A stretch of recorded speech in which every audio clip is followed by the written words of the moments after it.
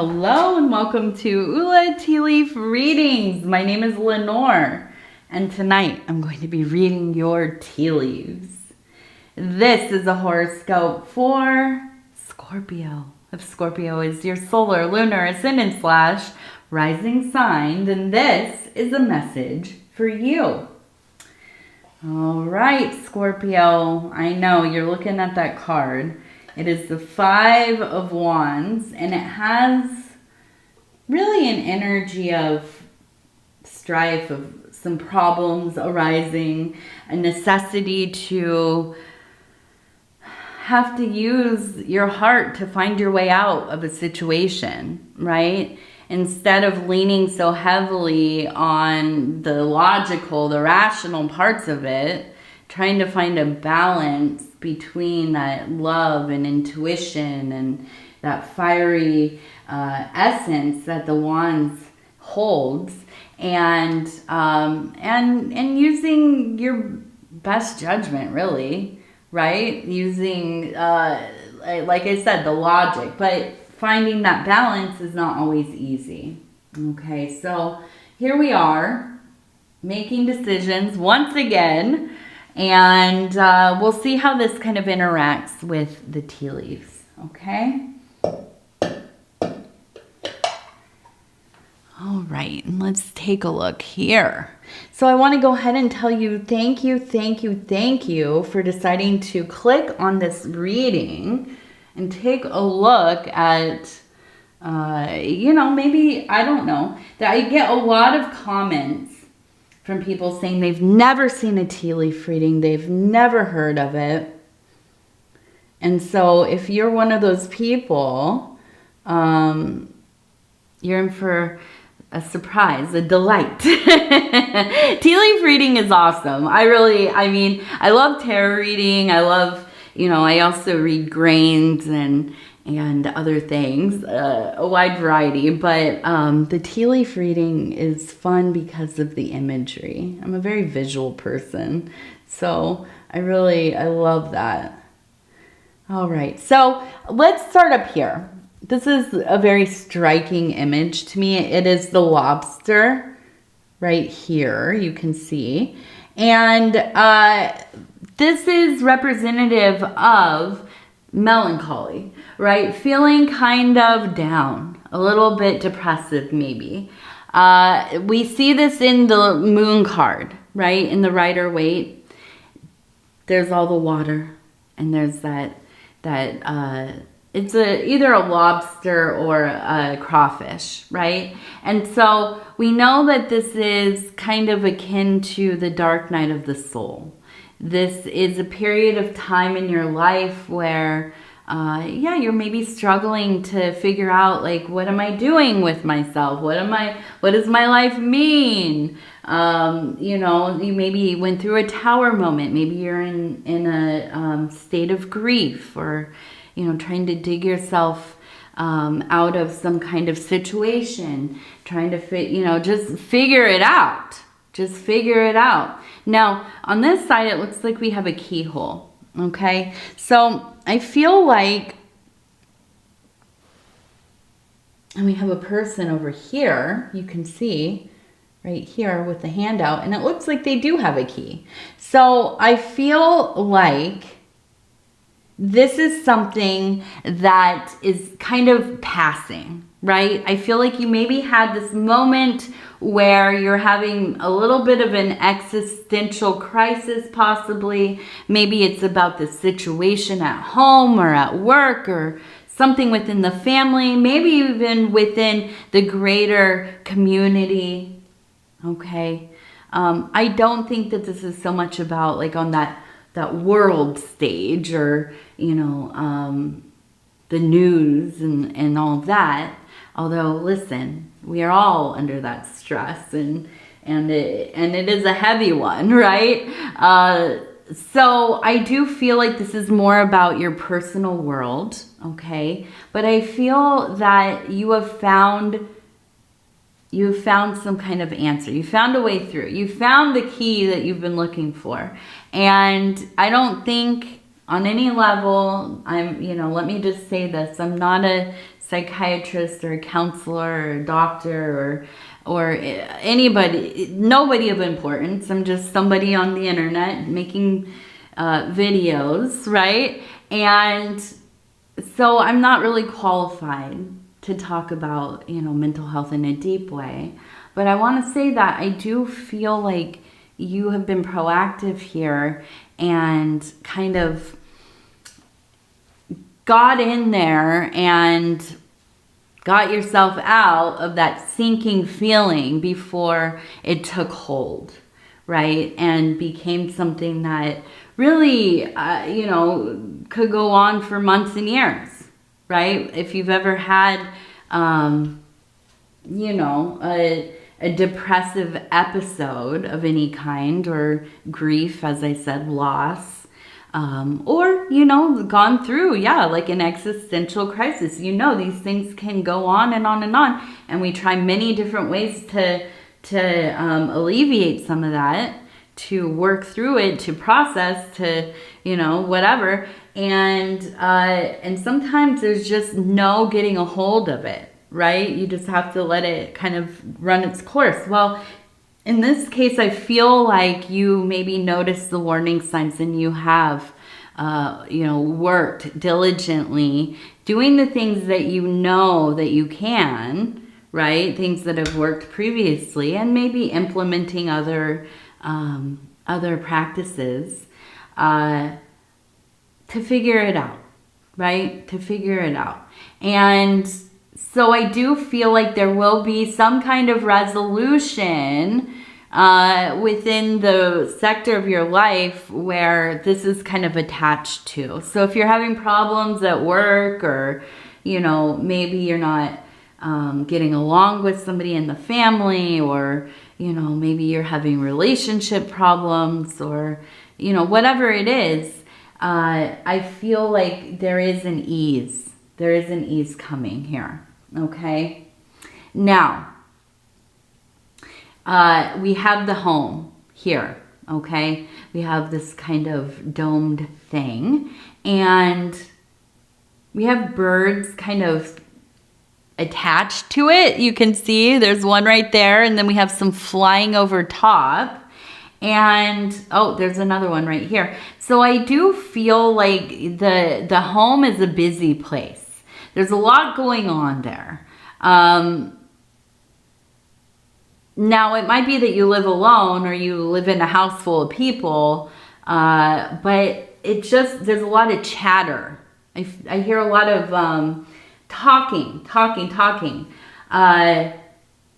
Always, like, never quiet. That's what the impression I keep getting. It's almost never quiet where you're at. And I think that you like this. I think that you like the sound of stuff happening. It puts you at ease. I almost wonder if you're like a person that needs, like, the TV on when you're falling asleep, or like maybe you're listening to a podcast. Heck, maybe you're listening to this right now as you're trying to get to sleep, But I feel like you're somebody that you like the sound of stuff happening in your home. And it does. It feels very like a beehive, or like if you've ever seen a bunch of birds migrating.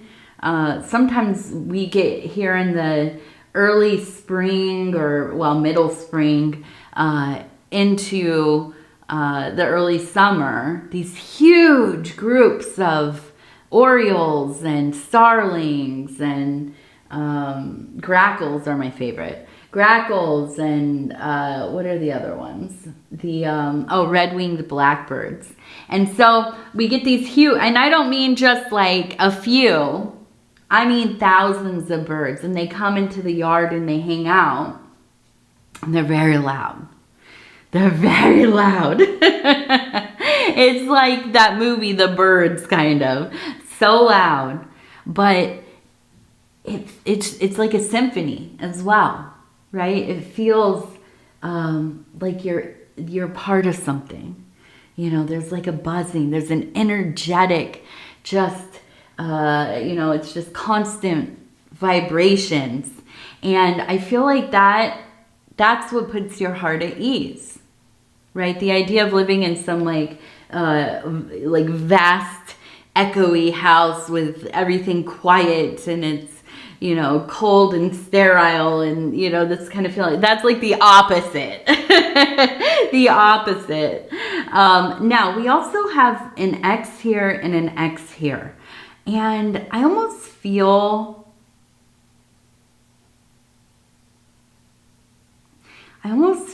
like there is a sense of wanting for affection.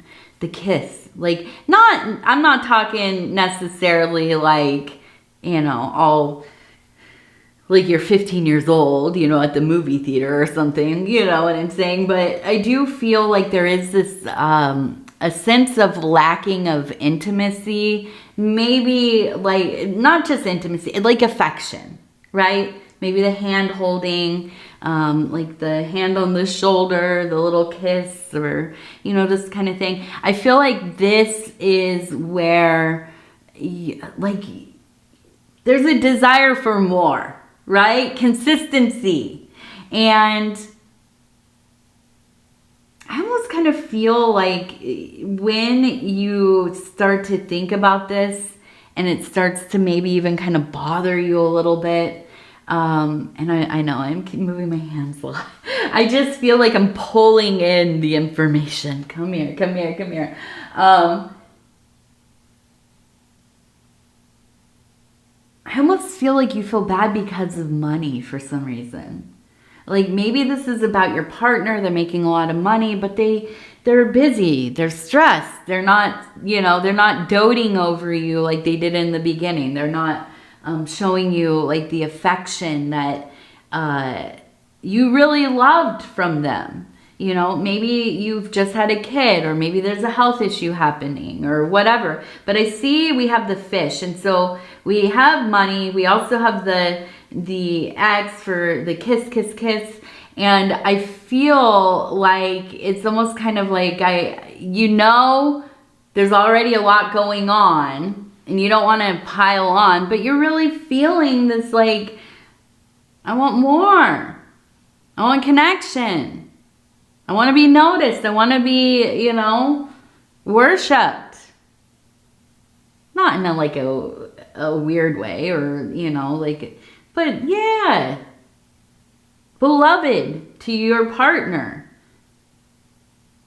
To the person, you know, that you're courting, or the person you're married to, or to the person, you know, you have a crush on at the gas station or whatever, you know. But I feel like, you know, it's okay to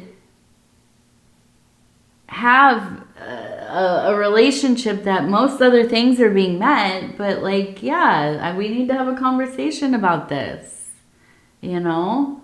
I don't think anything's wrong with that, but I do feel, and we have, it looks like a potted plant growing. I do feel like there is a growth of family here coming.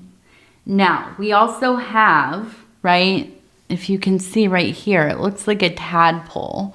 We're going to call this the creative substance, or one of them, right? And so this is it feels like there's going to be, you know, maybe a child, maybe a grandchild, or maybe there is kind of a reunion, you know, of maybe you haven't seen your daughter in a while, right?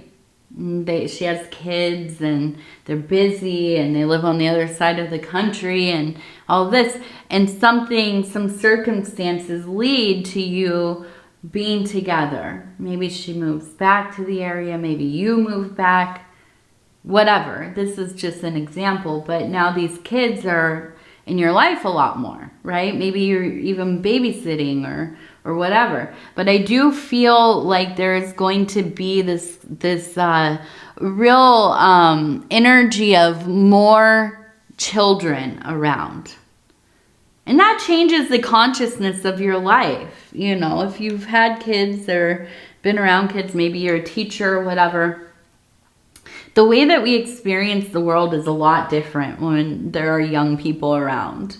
You know, they're just existing in a different realm than, you know, us adults. And I think it's really important for us to remember what that feels like, to still have wonder and imagination and energy, right? And energy to do so many things and have like a lot of first experiences and all that. Something about it brings us back to life, right? Now, maybe by 8 o'clock at night, you're like, I'm spent. All of my energy gone forever. You know, I'm running ragged here.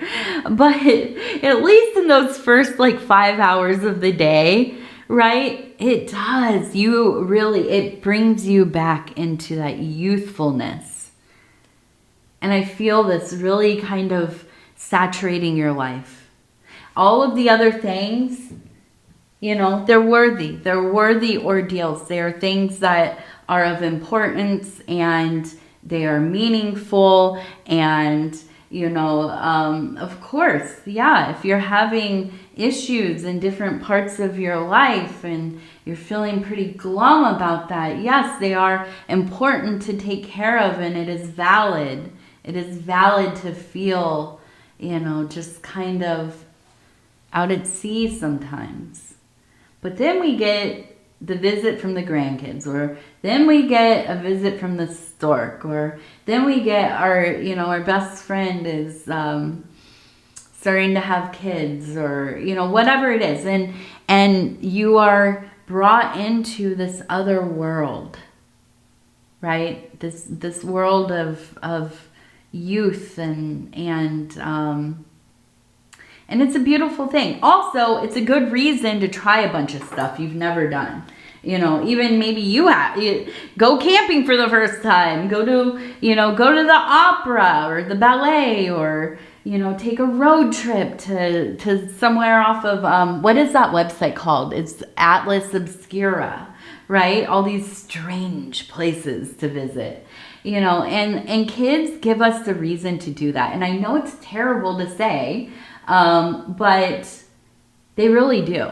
You know, hopefully you're a person that would do it without a kid. I know I'm not. I will not go out of my way to do something just by myself.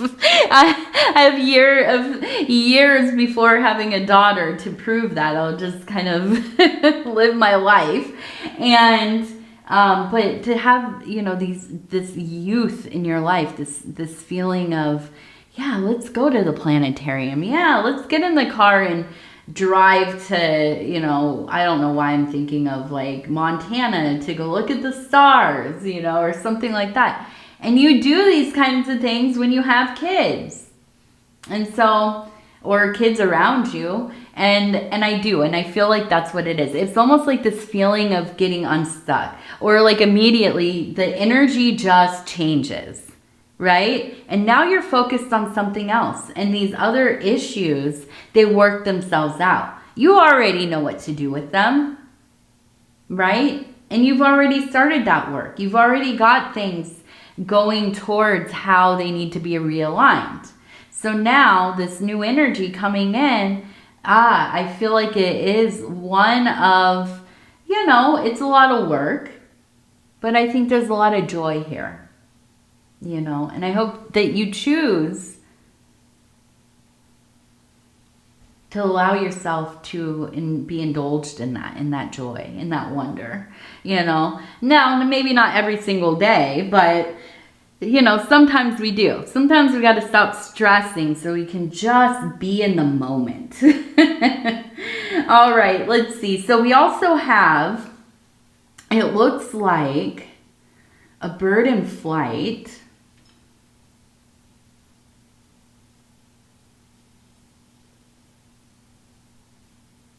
The desert. I wonder if you've been dreaming of the desert.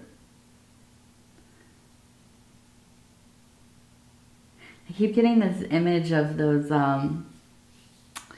if you're a little bit older like myself, these were really popular when I was a kid. They were those crystal rock things that you would grow in water. They were kits. You could buy them, and I don't even know what they were, honestly. I should know. Simple different chemicals, or maybe just like salt and I don't know, something. I don't know. We'll have to look it up. I'm going to go look it up after this. I'm going to go see if they still make them. But you would put them in, like, you know, they come with a little, like a little mini, looked like a fish tank or something, and you'd grow these little rocks, you know, and I'm looking at this and it's reminding me of that. For some reason I keep seeing a red and orange. But I feel like you've been dreaming of the desert, but the desert is very much related to that kind of melancholy energy. Also the idea of being in the wilderness, right? These absent days of the prophet, or of, you know, some kind of holy person. And this it's often the metaphor, right? Going out into the desert with, you know, with nothing, right? And just relying on the universe, and God or goddess or whatever you identify it as, looking after you, right? And going out there and struggling to a supreme level, you know, as a way to get closer to the divine. And this is one, you know, this is one way of experiencing the spiritual path. Now, if it's to the extreme where you like are, you know, one of the fathers of the desert, and you go set up shop out there and that's where you're going to live and you're just going to figure it out, right? Or maybe this is a moment in life and it feels like, yeah, I'm out here alone, out in the desert all by myself. And maybe you are dreaming of that.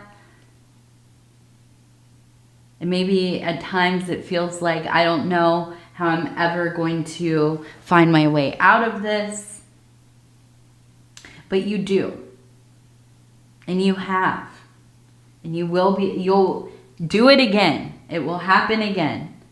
Right? And this is just part of the composition of somebody who feels so deeply. Somebody who is so connected to that other thing. Right? This is part of the work. And so, I think as you are emerging from this energy, right? Being out there in the wilderness, and you return back to the warmth of home, right? I feel like there's just such a clarity in this time for you. I feel like the moments of choosing against yourself, of sabotaging yourself, of, you know, and maybe sometimes even doing the wrong thing because you know it's going to get some kind of, you know, reaction. I'm not saying that, you know, this is how you operate all the time, but we all kind of sometimes, you know. I don't know if you've ever been married, but sometimes it's like you just absolutely can't hold your tongue, even though you know it's going to start a fight, an argument. Somebody's going to be mad. Both are going to be mad, right? And you think, oh, I'm not going to say it. And then they say something that really it twists you up. And then you say that you lay it out on a silver platter. Here you go. Here is the thing that's going to make you go just absolutely into, you know, the stratosphere. And we say it anyways, right? And we know exactly how this is going to play out. And we do it anyways. You know, I see you really working against this kind of energy. Really, really tempering yourself. Where you want to go 100, pulling it back to at least, I was going to say 45. That's a lot. Maybe like 72, right? And 72% going in. But I feel like this is a time of great growth. And again, the energy of the kid, right? Of the child, of children being around, of a family growing, of family events getting bigger and louder with kids running around, fighting and playing and running through the house and all these kinds of things. And I feel like you recognize the blessing here. Absolutely. All right, Scorpio, let's do our 3 lucky numbers. This is supposed to go over here. It's a Sunday and I just feel very chill. 44. Number 44. I feel like I could just hang out and drink tea all day and just chit chat. That's the vibe I'm on. I just kind of want to hang out today. Number 61. 61. Number 2. Number 2. All right, let's see. We're going to finish with our self-care affirmation cards. I'm going to flip through. I'm going to stop where it feels right. And it says abundant bliss. My life is filled with cheer. My heart welcomes this feeling of abundant bliss. I smile from my head to my toes. I am truly happy. I am truly happy. I am truly happy. I am happy. Truly. All right. Scorpio, I love you. If you want to like, subscribe, leave a comment, I would love to hear from you. Thank you, thank you, thank you for spending your time with me. It really, it feels like such a privilege for me. Did this get moved over? It must have. I'm always bumping into this dang thing. Yeah, it is. It's a privilege, right? It really is. So, yes, I thank you. I love you. We're going to talk soon. Send me some snow. We haven't had any snow. Very little anyways. And I want to go sledding. For very selfish reasons, I need snow. So please send it to the northern Midwest region of the United States, please. All right. If you can do that, I'll give you a free reading. All right. I love you. I love you. I love you. Take care of yourself. We'll talk in a few days. Good night.